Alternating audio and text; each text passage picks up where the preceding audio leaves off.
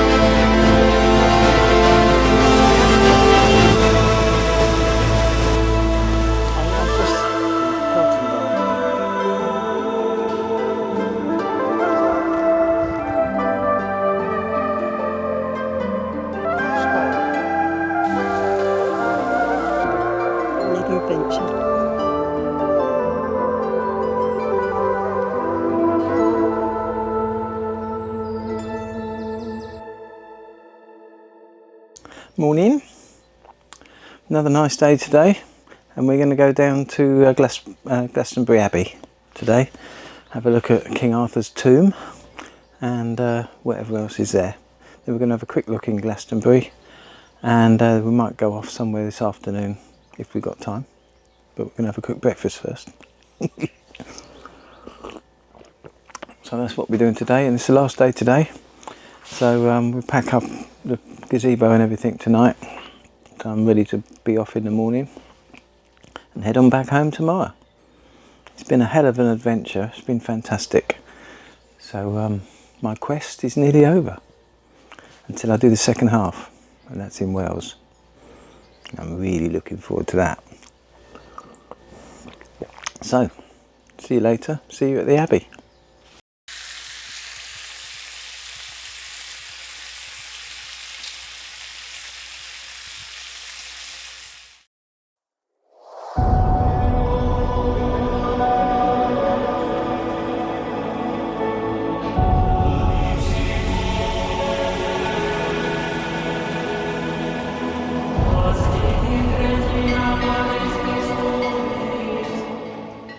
Well, we're here at Glastonbury Abbey, and we're just going to have a little look round and then have a cup of tea and then go off for a little wander.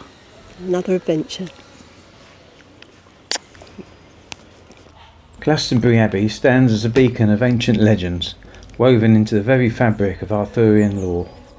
Whispers of Joseph of Arimathea, the enigmatic figure said to have brought the Holy Grail to Britain, echo through its hallowed halls, while tales of King Arthur's noble quests and the fabled Knights of the Round Table linger in the air. This sacred site, believed to be the first Christian church in all of Western Europe, was originally established by Joseph himself, laid down at the dawn of Christianity. By the time of the Norman conquest, it had flourished into the wealthiest monastery in England, a treasure trove of devotion and splendour.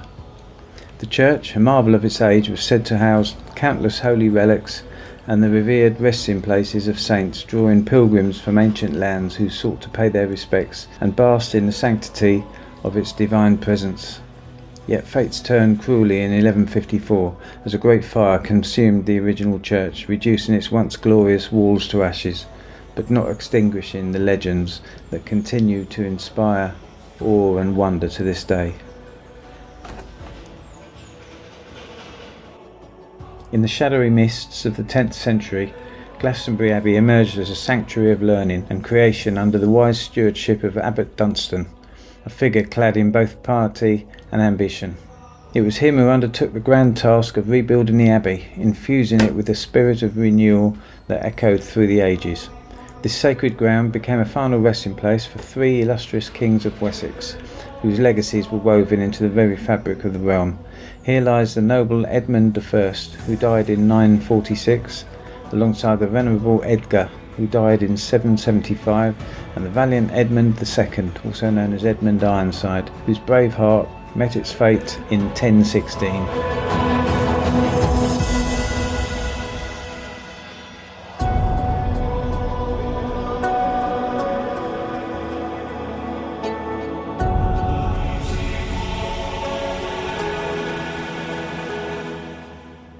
It's wonderful how nature finds a way. Up the top there you've got the pink valerian, and then lower down the yellow English stonecrop.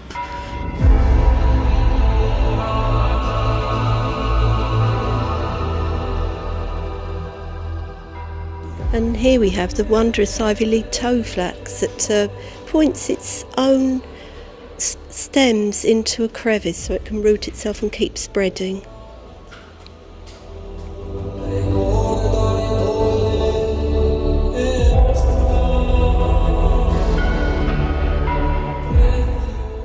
In the tranquil embrace of Glastonbury Abbey, the monks took solemn vows of obedience and celibacy, dedicating their lives to the divine under the esteemed rule of St. Benedict. Together they forged a tight-knit community, living harmoniously under the wise guidance of their abbot, a beacon of authority amidst the sacred stones. In the year 1172, the abbey flourished with a brotherhood of 72 monks, each devoted to the pursuit of faith and knowledge. Yet as the winds of change swept through the land, the numbers dwindled, and by the fateful year of 1539, during the dissolution, only 50 remained to guard the sacred traditions of their forebears.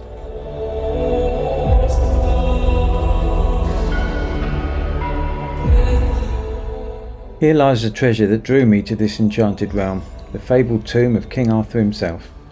In the year 1191, the venerable monks of this sacred abbey proclaimed the discovery of a grave, buried deep in the earth, nestled within an ancient oak coffin, flanked by 2 stone pyramids that seemed to whisper secrets of the past. In this hallowed resting place lay a leaden cross, inscribed with the words, "Here lies buried the renowned King Arthur, alongside Guinevere, his second wife, in the Isle of Avalon." Legend has it that King Henry II, guided by the tales of a wandering Welsh bard, instructed the monks on where to dig, igniting a fever amongst the faithful. Yet whispers of scepticism linger like mists in the air. Many believe the monks wove this tale to entice donations for the abbey's restoration after a devastating fire.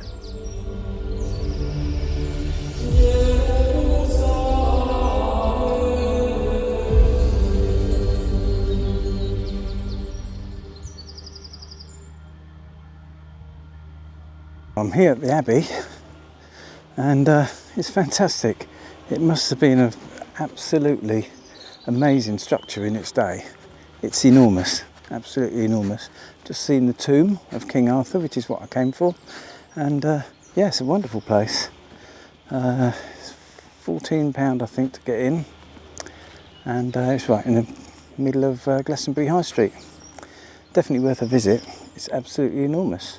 I'd love to have seen it when it was first built. It must have been incredible. You can see the remains of the cloisters, and you can see all the remains of the vaulted ceiling. Yeah, it must have been quite a structure. And I've seen King Arthur's tomb, supposedly. No one knows whether it's true or not, but it's nice to think it.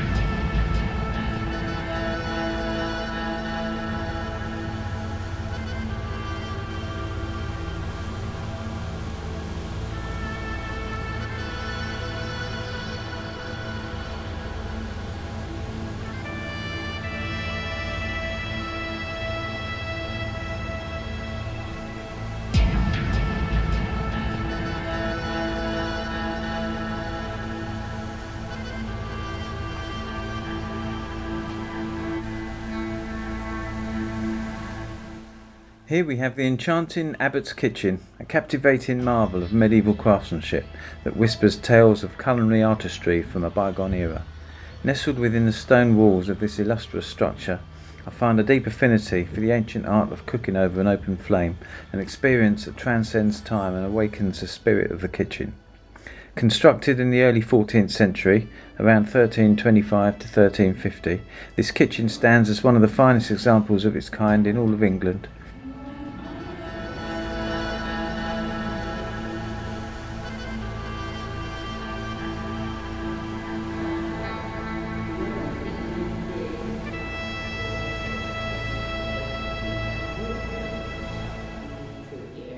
Above, an exquisite lantern, crafted with the wisdom of ages, serves to ventilate the space, allowing the fragrant smoke to dance away into the ether.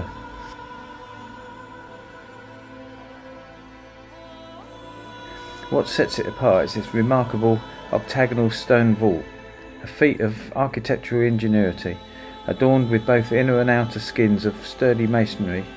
The four corners of this grand chamber each cradle a fireplace, each imbued with a distinct purpose, one for the noble art of baking, another for the savoury roasting of meats, the third for the bubbling of hearty stews, and the last for washing up after a feast.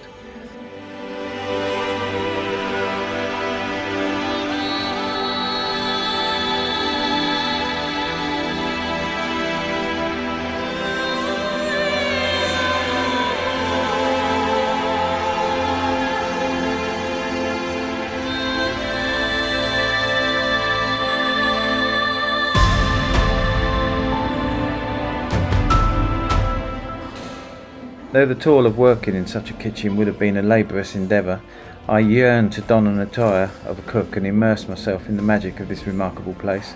It's a wonderful sight, indeed a true testament to the culinary heritage of this place. And it as well. I would have said sage or rosemary. Right, sage or rosemary? Sniff it in. It's pungent, strong, colour. Definitely sage. Sage. And sage it is.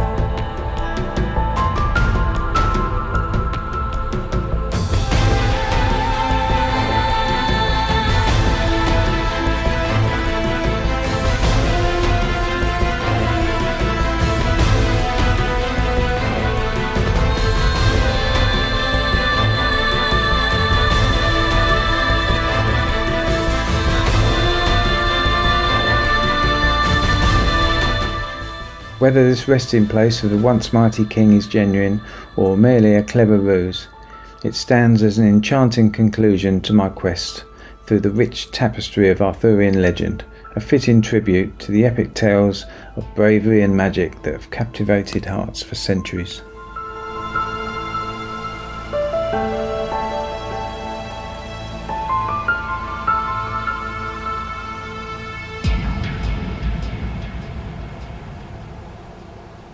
We've been to Glastonbury Abbey, and that was pretty spectacular, and I finished off my Arthurian quest by seeing Arthur's grave, which was quite poignant, I thought.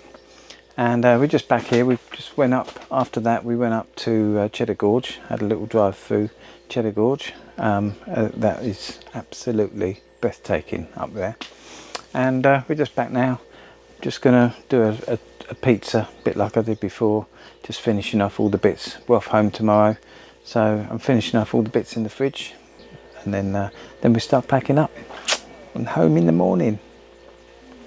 So it's been an absolutely wonderful trip, and yeah, look forward to the next one.